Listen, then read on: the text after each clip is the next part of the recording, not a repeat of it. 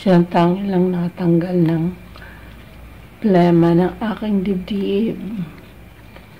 Nakakapagpaluwag ng aking dibdib. For the first time, mga lalab, 2023, ako natrangkaso. Ito lang tanging ininom ko pag inubo ako. So ngayon, paubos na siya. Yan. Pag medyo paubo ka na, inom ka na kanguya ka na ng oregano. So ito lang ang tanging alay ko. Thank you, Lord. Ito lang palang gamot sa ubo. So ito 5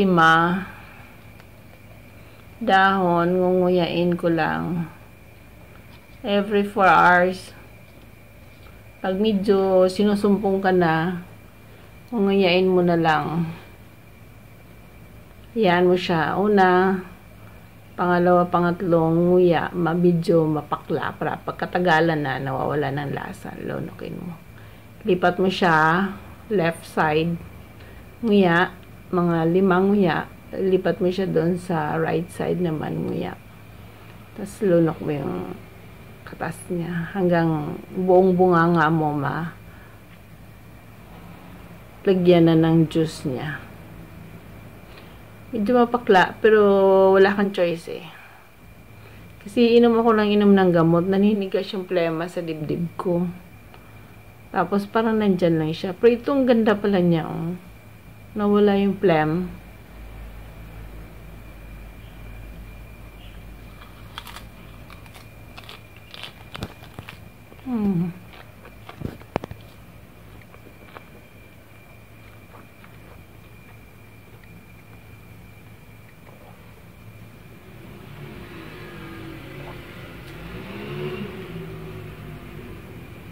Kung ayaw mo siya ngayon, buwisan mo yung maingay ka tubig.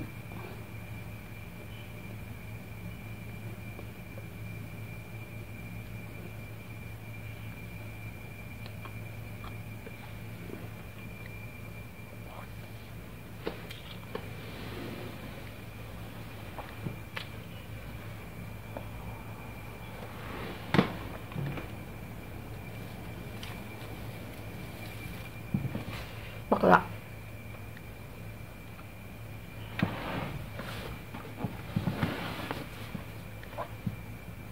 Pag inuya mo siya, parang yung mukha mo, ano ba, masisira.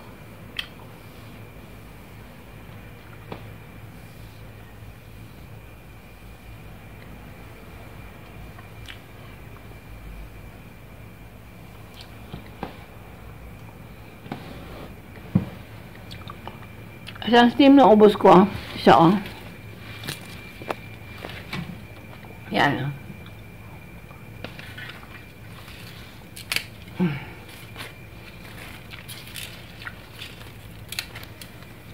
Ay, siya. Naubos ko na siya. Kaya, since, Friday.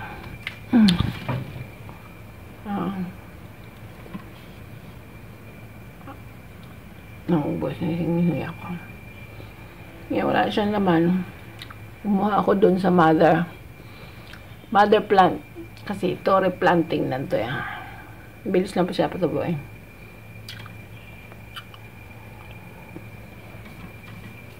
Mahaba siya. Naubos na. Wala na. Nag-start kasi ito Friday.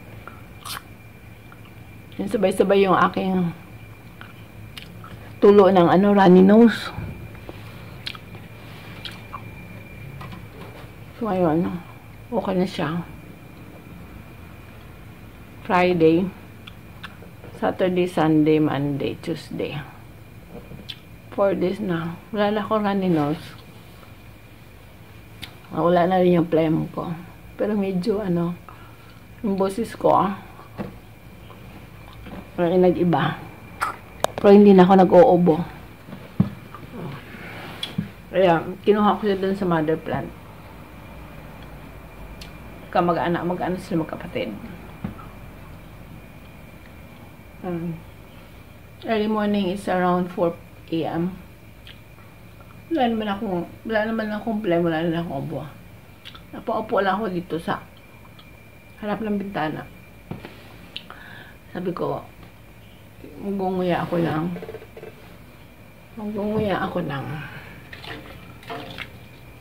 ano nga, pero gano'n. Habang nakatingin sa paligid sa outside.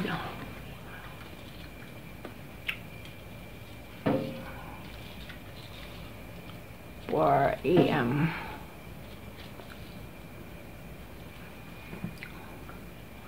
Pagmasdan ang kalikasan ang gawa ng ating Panginoon.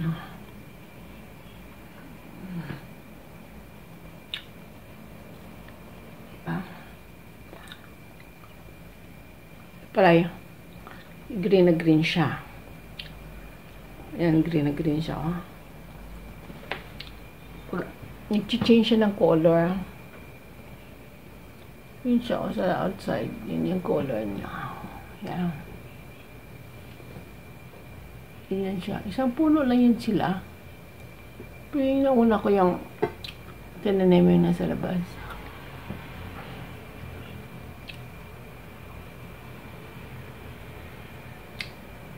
Nabali yun siya nung bagyo. Kaya yung stem niya yung isa yun na naman ay. Tapos yung nag-regrow siya, ganyan siya.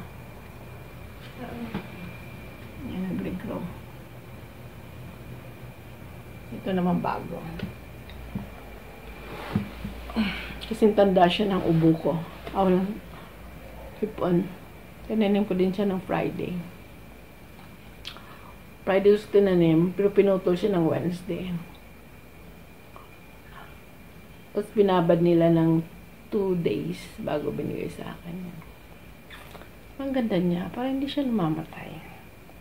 Kasi wala man naman siyang mamamatay siya. Kasi yung dahon niya, mag-ano ba?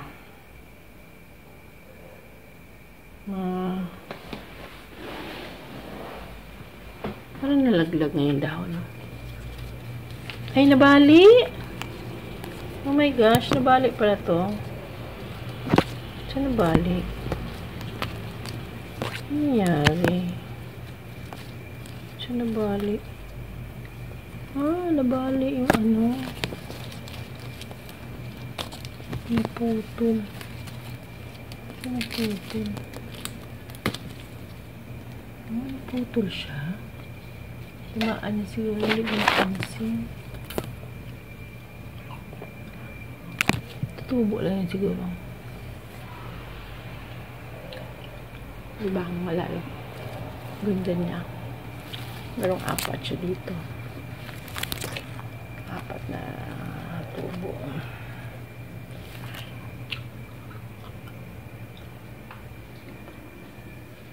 Pinagmamasdan ko siya. Pindagan niya. Wala yung aking stress.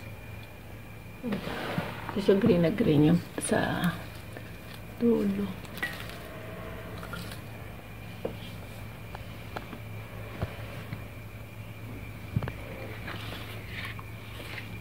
Nag-change siya. Yan, nag-change siya ng color. Pag tumagal. Diba? Hindi ko alam ang pangalan nito. Comment lang mga lalab sa nakakaalam ng pangalan. Wala akong alam ng pangalan ng shrub plant.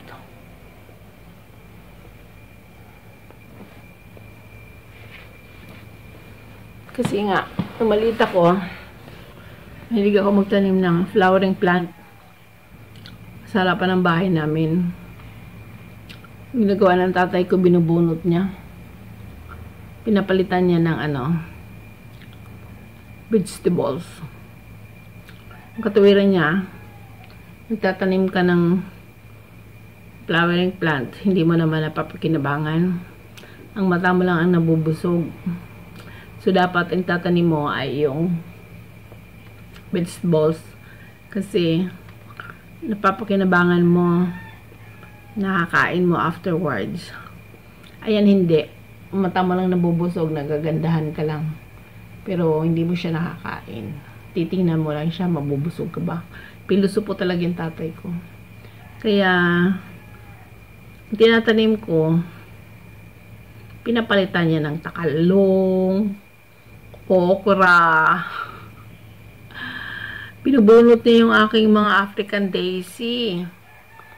Basta mga flowering plant ko, binubunot ng tatay ko. Pinapalitan niya ng vegetables. Kaya simula din, hindi na ako nakapagtanim.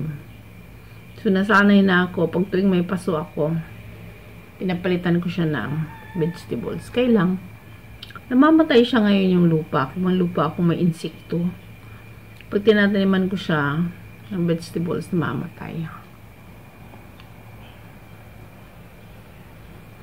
Tignan mo siya. Mayroon siyang sibuyas ilalim. Tinanim ko. Ano? Garlic pala. O, tumubo. Yung garlic kasi tumubo sa rep. Ayan. Tapos tinanim ko dito. Bilis siyang tumubo. Haba na siya. Yung buong ano talaga, bulbs ng garlic. Tumubo. Ayan, tinanim ko dito. Tama naman. Binigay itong halaman. Kaya tinuso ko na lang din. So sabi ko, may possibility matubo din siya kasi ang garlic ko tubo. Mahaba na nila. Yan. Kasi walang butas tong container. May tubig siya. So mayroon siya dyang ano. Tingnan mo siya. Yung lupa niya is ano, wet. Kasi may ano siya sa loob. May water. Hindi naman namamatay yung halaman. Diba? Ito siguro yung halaman na ano. Gusto niya yung ano, wheaty na lupa. Bawasan natin siya ng ano. Para siyang soft na yung ano nasa lowering part. Ayun ako, ang aga ako nagising.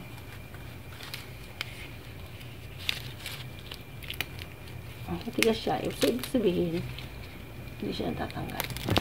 Pinipilit ko yun siya tanggalin. Hindi pala siya. So, hiyang siya sa lupa. Kasi ano, hiyang siya sa soil. Saka sa medyo basa-basa. Kaya siya tumubo. Yan. Marami itong ano. Oh. Meron nga akong tinanim na galing sa Baguio pala. Yun ang namatay.